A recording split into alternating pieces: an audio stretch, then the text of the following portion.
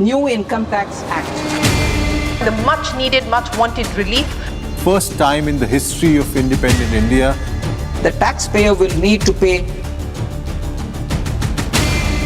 What does this mean for middle class?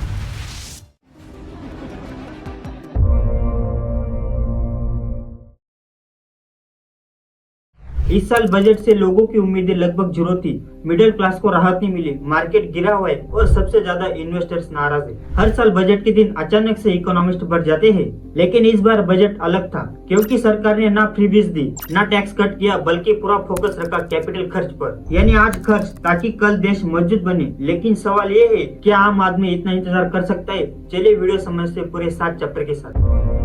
Chapter 1, budget असल में होता क्या है। सोचिए, एक बड़ा परिवार है, हर सदस्य घर में पैसे लाता है, लेकिन पैसे सीमित होते हैं और जरूरतें अनलिमिटेड। कोई कहता है घर की छत टपक रही है, कोई कहता है बच्चों की फीस बढ़ गई है, कोई कहता है शादी है, खर्च होगा। अब घर का बड़ा आदमी तय करेगा कि जरूरत सबसे ज्यादा किसकी है। यही प्रोसेस बजट है।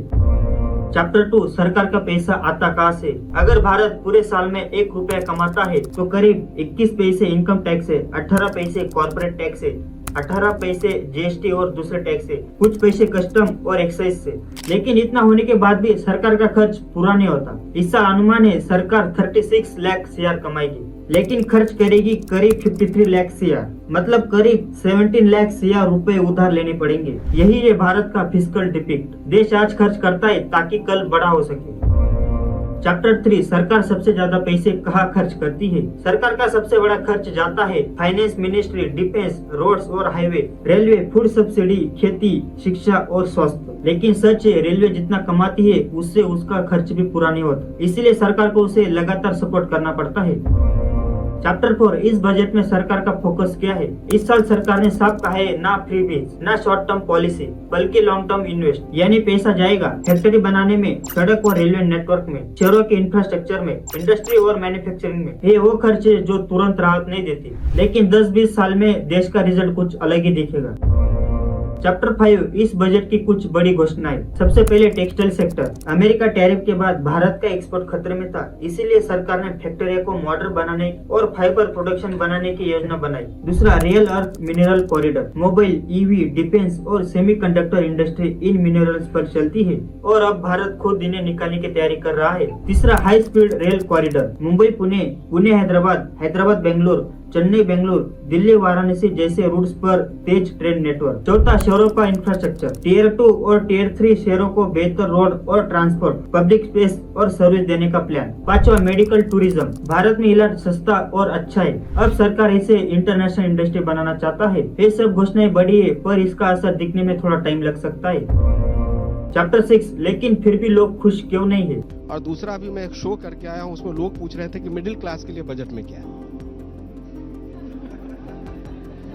मिडिल क्लास को उम्मीद थी कि इनकम टैक्स पर थोड़ी राहत मिलेगी, लेकिन ऐसा नहीं हुआ। इन्वेस्टर्स को उम्मीद थी कैपिटल गेन टैक्स कम होगा, बल्कि कुछ जगह बढ़ा। लोगों को लगता है जो ईमानदारी से टैक्स देता है उन्हीं पर पूरा बोझ है, बल्कि ऐसा कुछ भी नहीं है।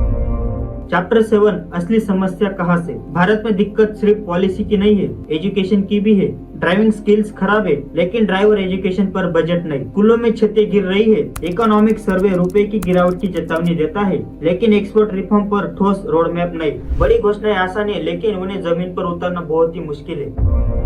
चैप्टर 8, फिर भी ये बजट पूरी तरह से खराब नहीं है। ये बजट वोट जीतने के लिए नहीं बना, ये देश बनाने के लिए बनाया गया है। अगर सही तरीके से लागू हुआ, नई फैक्ट्रियां भी बनेंगी और जॉब्स भी मिलेंगी और भारत को ग्लोबल लेवल तक पहुंचाने में बहुत बड़ी मदद होगी। लेकिन जब तक मिडिल क्लास को राहत नहीं मिलेगी, टैक्स सिस्टम फेयर नहीं बनेगा, तब तक ये नाराजगी बनी रहेगी।